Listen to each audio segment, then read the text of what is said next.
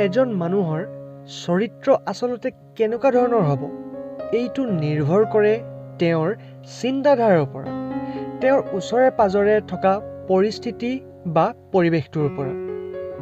আৰু আপুনি যদি জীৱনত সফল হ'ব বিচাৰে, ভাল মানুহ হ'ব বিচাৰে, এইটো বহুত বেছি প্ৰয়োজন। আপোনাৰ চাৰিওফালৰ পৰিৱেশটো ভাল হ'ব লাগিব, আপোনাৰ কাম কৰাৰ জেগা বা আপোনাৰ যিখিনি ফ্ৰেণ্ড চাৰ্কল হ'ব সেইখিনি বহুত ভাল হ'ব লাগিব। আমি সকলোৱে জানো যদিহে গেলা আলুৰ মাজত এটা ভাল আলু ৰখা হয় তেনেহ'লে সেই আলুটো গেলিবলৈ আৰম্ভ কৰে। আপুনি ভৱিষ্যতে কি পাব, কি হেৰুৱাব, এই সকলোবোৰ নিৰ্ভৰ কৰে আপোনাৰ অভ্যাসৰ ওপৰত। আপোনাৰ অভ্যাস ভাল হ'ব নে বেয়া হ'ব এয়া নিৰ্ভৰ কৰে আপোনাৰ চিন্তাধাৰাৰ ওপৰত।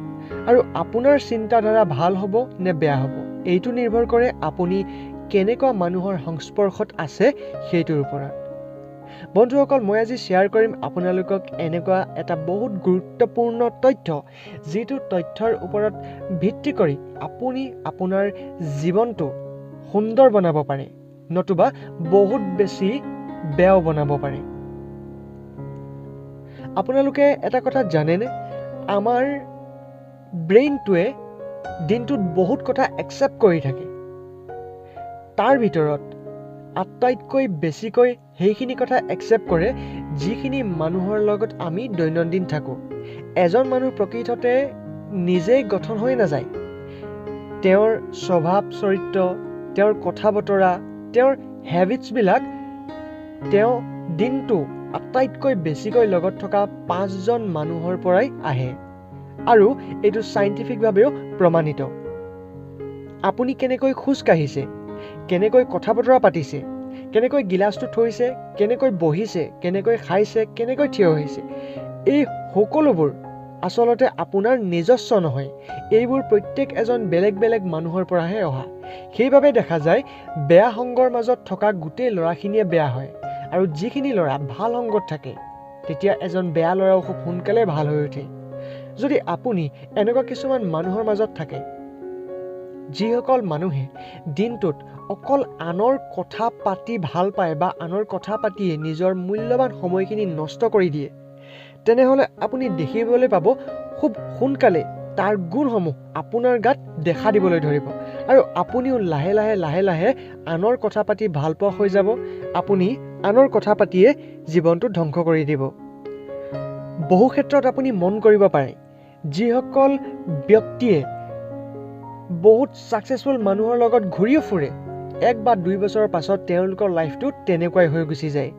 যিসকল মানুহে ফেইলিয়াৰ মানুহৰ মাজত থাকে তেওঁলোকৰ জীৱনটো ফেইলিয়াৰ হ'বলৈ গৈ থাকে।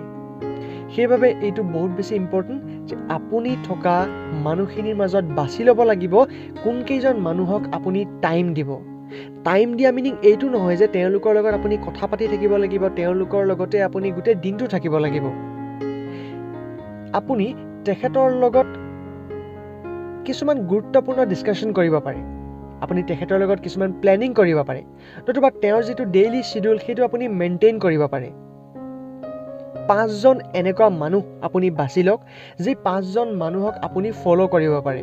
আপুনি চিনি পোৱা যি 5জন মানুহক আপুনি ফ'ল' কৰিলে আপোনাৰ লাইফটো সুন্দৰ হ'ব পাৰে। সেই 5জন মানুহৰ পৰাই আপোনাৰ গালৈ কিছুমান লক্ষণ আহিব। সেই 5জনৰ ভিতৰৰে কোনোবা এজনৰ এটা গিলাচ ধৰাৰ বা কিবা এটা বস্তু হাতেৰে ধৰাৰ যিটো কৌশল সেইটো আপোনাৰ গাত দেখা দিব। সেই 5জন মানুহৰ ভিতৰত কোনোবা এজনৰ কথা কোৱাৰ ষ্টাইল এটা আপোনাৰ গাত আহি যাব, কোনোবা এজনৰ এটিটিউড আহি যাব, কোনোবা এজনৰ চিন্তা ভাৱনাবোৰ আপোনাৰ সৈতে মিলিবলৈ ল'ব। ঠিক সেইদৰে যদিহে আপুনি এজন এনেকুৱা মানুহৰ লগত থাকে যিজন মানুহে সদায় নতুন কিবা এটা শিকিব বিচাৰে, সদায় এক্টিভ হৈ থাকে, সদায় পজিটিভ হৈ থাকি ভাল পায়, যিকোনো সমস্যাৰ লগত যুঁজিবলৈ তেওঁ সক্ষম হৈ থাকে, তেনেহ'লে আপুনিও খুব সোনকালে এনেকুৱা হৈ পৰিব। আপুনি যিকোনো সমস্যাৰ লগত যুঁজিব পাৰিব, যিকোনো পৰিস্থিতিৰ লগত আপুনি মুখামুখি হ'ব পাৰিব।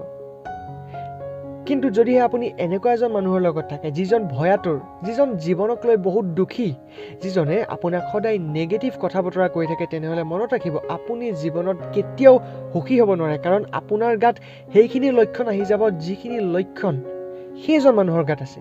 সেইকাৰণে চিলেকশ্যন কৰোঁতে সদায় সাৱধান হ'ব। মই এইটো কোৱা নাই যে আপুনি সেনেকুৱা মানুহক একেবাৰে নামাতিবই, তেনেকুৱা মানুহক মাতটো দিয়ক। এজন যদি ভাল মানুহ বিচাৰি পোৱা নাই, তেনেহ'লে এটা গুণ থকা 5জন ভাল মানুহক আপুনি টাৰ্গেট কৰি ল'ব পাৰে। হয়তো আপুনি দেখিছে কোনোবাই খুব সুন্দৰকৈ ব্যৱহাৰ কৰিব জানে মানুহক, তেওঁৰ লগত থাকিলে আপোনাৰ গাত সুন্দৰকৈ ব্যৱহাৰ কৰিব জনা গুণটো আহি যাব। দেখিছে কোনোবা এজনে খুব সুন্দৰকৈ কথা বতৰা পাতিব জানে, তেওঁৰ লগত যদি থাকে সেই কমিউনিকেশ্যন স্কিলছটো আপোনাৰ গাত আহি যাব। যদি দেখা পাইছে কোনোবা এজন মানুহে বহুত বেছি কষ্ট কৰিব পাৰে, তেনেহ'লে আপুনি যদি তেওঁলোকৰ লগত থাকে, তেনেহ'লে আপুনিও জীৱনত বহুত বেছি কষ্ট কৰিব পৰা হৈ যাব। কিন্তু যদিহে আপুনি এনেকুৱা এজন মানুহৰ লগত থাকে যিজন এলেহুৱা, আপুনি লাহে লাহে এলেহুৱা হৈ গৈ থাকিব। এনেকুৱা এজন মানুহৰ লগত থাকে যিজনৰ বিহেভিয়াৰ একদমেই ভাল নহয়, নিজকে ৰজা নিচিনা ফিল কৰে, বাকীবোৰক বহুত বেয়া ব্যৱহাৰ কৰে, তেনেহ'লে আপুনিও বেয়া হৈ গৈ থাকিব। এইটো একদম ৰিয়েল ফেক্ট হয়। লাগিলে সেইজন আপোনাৰ ঘৰৰ মানুহেই নহওক কিয়, লাগিলে সেইজনক আপুনি যিমানে ভাল নাপাওক কিয়, যদি বিচাৰিছে যে আপুনি লাইফটোত অলপমান গ্ৰ' কৰিব লাগে, তেনেহ'লে আজিয়েই আপুনি এনেকুৱা 5জন মানুহ বিচাৰি লওক, যি 5জনক আপুনি ফ'ল' কৰিব পাৰে, যি 5জন ছাকচেছফুল হয়, যি 5জনৰ লাইফষ্টাইলটোত আপুনি হেপ্পী হয়। আৰু খুব সোনকালে দেখিব সেই গুণসমূহ আপোনাৰ গাতো আহিবলৈ লৈছে। কাৰণ কোনোবা এজন মহান মানুহে কৈ গৈছিল, আপুনি যদি মাত্ৰ 6 মাহ ফেইলিয়াৰ বা নেগেটিভ মানুহৰ লগত থাকে, তেনেহ'লে আপোনাৰ গোটেই জীৱনটো ফেইলিয়াৰ হৈ গুচি যাব, আপুনি জীৱনটো নেগেটিভ হৈ থাকি যাব। কিন্তু আপুনি যদি মাত্ৰ 1 মাহো পজিটিভ ছাকচেছফুল মানুহৰ লগত থাকে, তেনেহ'লে আপোনাৰ মেণ্টেলিটিয়ে চেঞ্জ হৈ গুচি যাব। আৰু সেইবাবে হয়তো কোৱা হয়, অজ্ঞানী আৰু মূৰ্খ মানুহৰ পৰা প্ৰশংসা শুনাতকৈ জ্ঞানী মানুহৰ লগত থাকি গালি খোৱাই শ্ৰেষ্ঠ। জীৱনত কিবা এটা শিকিব পাৰিব, জীৱনত কিবা এটা কৰিব পাৰিব। চেলফিছৰ লগত থাকিব, লাহে লাহে চেলফিছ হৈ গৈ থাকিব, অন্তৰত দুখ পাবলৈ গৈ থাকিব। উদাৰতা মানুহৰ লগত থাকিব, আপোনাৰ গাতো উদাৰতা ভাৱ আহি যাব। সহজ সৰল মানুহৰ লগত থাকিব, আপুনিও তেনেকুৱা হৈ যাব। নিজেই এবাৰ ভাবি চাওক, আপুনি আচলতে কেনেকুৱা হ'বলৈ বিচাৰিছে। আপুনি যেনেকুৱা এটা লাইফষ্টাইল বিচাৰিছে, যেনেকুৱা হ'বলৈ বিচাৰিছে, তেনেকুৱা লাইফষ্টাইলৰ, তেনেকুৱা কাম কৰা বা তেনেকুৱা মেণ্টেলিটিৰ মানুহ বিচাৰি লওক আৰু তেওঁলোকৰ লগত থাকিবলৈ লওক, তেওঁলোকৰ লগত কথা বতৰা পাতিবলৈ লওক, তেওঁলোকৰ লগত ভাৱৰ আদান প্ৰদান কৰক। দেখিব খুব কম দিনৰ ভিতৰত আপুনিও তেনেকুৱা হৈ গৈ আছে। একদম সহজ সৰল কথা, চিম্পল। কিন্তু এই কিছুমান সৰু সৰু কথা যদি আমি ফ'ল' কৰোঁ, আমি জীৱনত বহুত ডাঙৰ ডাঙৰ প্ৰভাৱ পেলাব পাৰোঁ। বন্ধুসকল, ভিডিঅ'টোত এটা লাইক কৰিবলৈ নাপাহৰিব, কাৰণ মই আপোনালোকক কিছুমান সৰু সৰু এনেকুৱা কথা শ্বেয়াৰ কৰোঁ, যিবিলাক ফ'ল' কৰি আপোনালোকে আপোনালোকৰ জীৱনত বহুত ডাঙৰ পৰিৱৰ্তন আনিব পাৰে। আপোনালোকে কমেণ্ট কৰিবলৈ নাপাহৰিব যে এই কথাবিলাক আপোনালোকে জানিছিল নে নাজানিছিল, আৰু যদি জানিছিল তেনেহ'লে পাহৰি গৈছিল নেকি, আৰু যদি নাজানিছিল তেনেহ'লে আজি কথাখিনি গম পাই আপোনালোকৰ কেনেকুৱা লাগিলে। নতুনকৈ আহিছে যদি ছাবস্ক্ৰাইব কৰি দিব আৰু বেল আইকনটো প্ৰেছ কৰি যাব, যাতে মোৰ প্ৰত্যেকটো নতুন নতুন ভিডিঅ' আপুনি আটাইতকৈ প্ৰথমতে চাবলৈ পায়। ধন্যবাদ। জয় অসম।